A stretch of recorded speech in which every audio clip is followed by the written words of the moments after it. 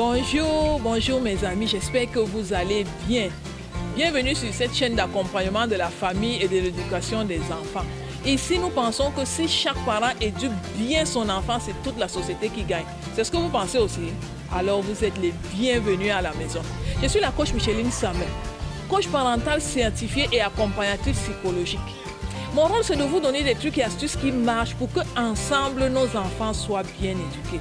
Si on le fait, c'est toute la société qui va gagner, n'est-ce pas? Aujourd'hui, j'ai pensé à un thème. Je pense que les parents, surtout de petits enfants, vont se retrouver là-dedans. Écoutez un peu ça. Maman, tu pars où? Papa, tu m'as gardé quoi? Tu vas aller là-bas et puis tu reviens après. Ces phrases vous disent quelque chose? C'est les enfants curieux, n'est-ce pas? Les petits enfants sont tellement curieux qu'on se demande souvent comment gérer un enfant curieux. Ce sujet vous parle? Restez scotchés.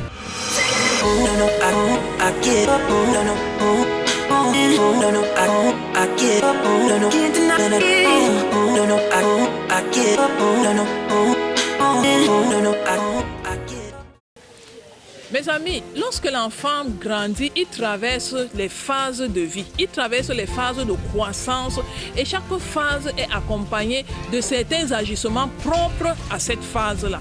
Lorsque l'enfant est petit, lorsqu'il a à peu près 1 an, il est dans la phase du oui. Tout ce que vous lui dites, il dit toujours oui, il dit oui. Lorsqu'il traverse, il arrive dans la phase de à peu près 2 ans. En allant vers 3 ans, il entre dans la phase du non.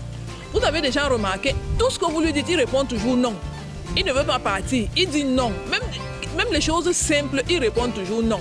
Et lorsque l'enfant arrive vers 3 ans, il a ce qu'on appelle l'ivresse de causalité. L'ivresse de causalité veut dire qu'il est toujours en train de poser des questions. Il essaye toujours de savoir les choses. Et quand vous lui répondez, lui aussi pose une autre question sur la réponse que vous avez donnée. Ce n'est pas évident.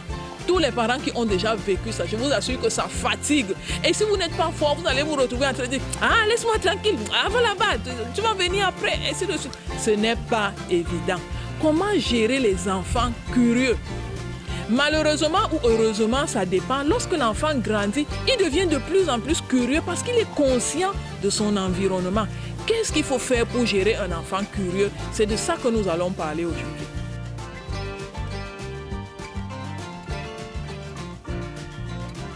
C'est normal pour un enfant d'apprendre. C'est normal pour un enfant d'être curieux parce que c'est le moyen par lequel il va apprendre des choses.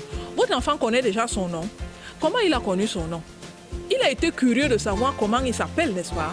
Donc c'est pour dire que c'est tout à fait normal qu'un enfant soit curieux.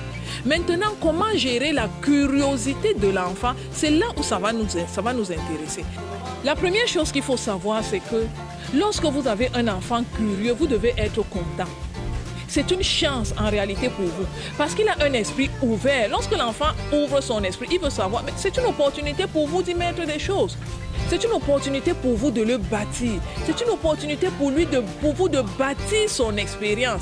Donc c'est très bien d'avoir un enfant curieux parce que vous avez l'occasion de satisfaire sa curiosité en le bâtissant et c'est vous qui décidez de ce que vous lui mettez.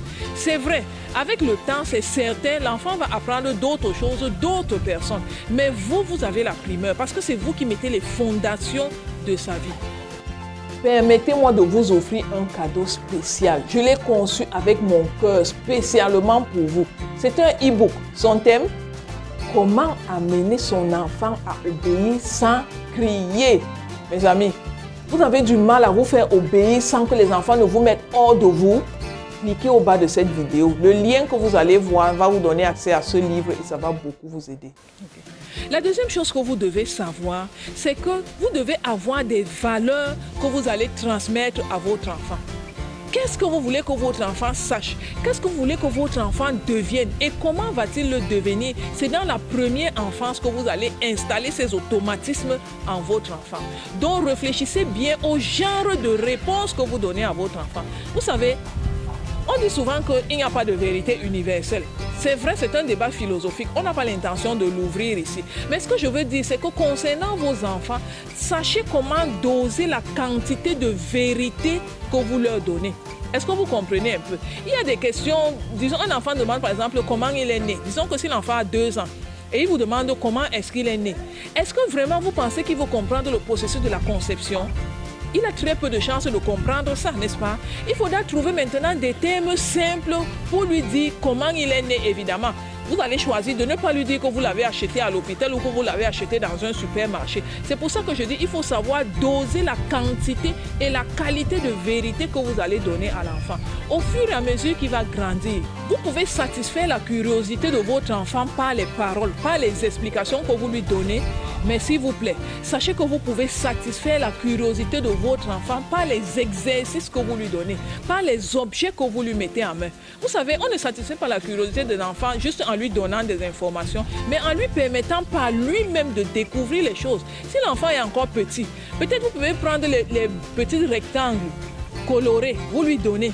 Ça va lui permettre de savoir qu'il existe des formes rectangulaires qui ont certaines couleurs et après vous lui donnez des objets, des jouets qui ont des formes rondes ou qui ont des formes triangulaires. Vous êtes toujours en train de satisfaire sa curiosité. Donc c'est à vous de varier ces champs pour qu'il grandisse mais en bâtissant son esprit avec des choses utiles, avec des choses qui vont lui servir plus tard mais qui ont encore le niveau de ce qu'il peut comprendre à l'âge où il vous pose des questions. C'est très important. Je voudrais partager avec vous cette histoire d'un petit garçon de 5 ans. Il revient de l'école et il demande à son père qu'il vient d'où. Il demande à son père que papa, je viens d'où. Vous imaginez un peu, le père est embarrassé, un enfant de 5 ans qui lui demande d'où il vient. Il pense que l'enfant lui demande le processus de la conception. Comment est-ce qu'il est né? Vous comprenez? Le père est tellement embarrassé, il ne sait pas quoi dire. Bon, finalement, il raconte quelque chose à l'enfant là juste pour se débarrasser de lui. Et puis à la fin, il lui pose quand même la question, mon bébé, pourquoi tu me demandes ça? L'enfant lui répond que pendant qu'il était à l'école, son ami a dit qu'il vient de Bafoussam. Bafoussam, c'est une ville du Cameroun. Pour dire qu'il est originaire de la ville de Bafoussam, mais lui, il ne sait pas de quelle ville il est originaire. Donc lorsqu'il demande à son père que papa, je viens d'où? En fait, il veut lui demander que je suis originaire de quelle ville? Mais le père n'a pas compris l'allusion de l'enfant et s'est perdu dans des choses qui l'ont embarrassé. Vous comprenez la leçon, n'est-ce pas? Lorsque l'enfant est curieux, ne vous précipitez pas à répondre à la question sans être sûr que vous avez compris qu'est-ce que l'enfant essayait de demander.